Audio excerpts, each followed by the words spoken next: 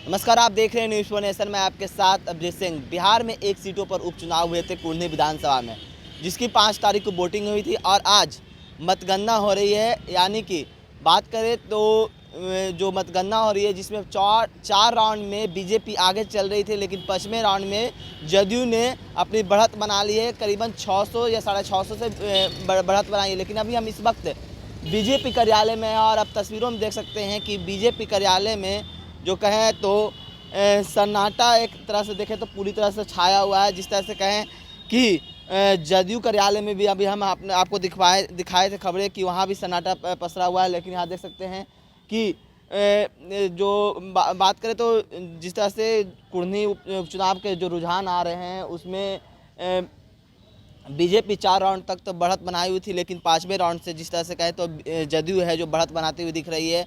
और वही बात करें तो जिस तरह से महागठबंधन की तरह जो बात करें तो उसमें जो आरजेडी की सीट थी वो जदयू को दे दी गई थी, लेकिन अब जदयू भी अब बढ़त बनाती हुई दिख रही है। लेकिन यहाँ देख सकते हैं बीजेपी कार्यालय में अमूमन इस टाइम जो कार्यकर्ता हैं वो नेता हैं वो पहुँचते रहते थे, लेकिन अभी देख सकते हैं कि यहाँ पर पूरी तरह से सन्नाटा छाया हुआ है।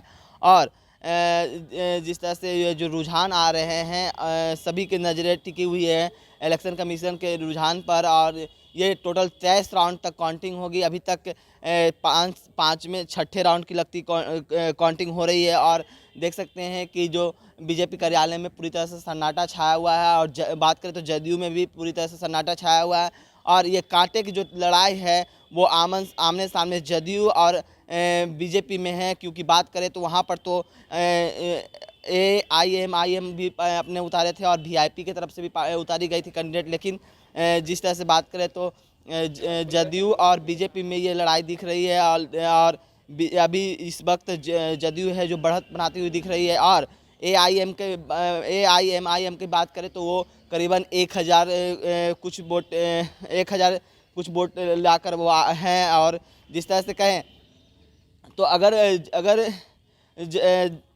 जो बात करें अगर बीजेपी की अगर जीत होती है तो जिस तरह से कहा जा रहा था वोटिंग जो कुर्नी में उपचुनाव में जिस तरह से कहा जा रहा था चुनाव प्रचार में कि AIM है जो बीजेपी के B टीम के रूप में काम कर रहा है।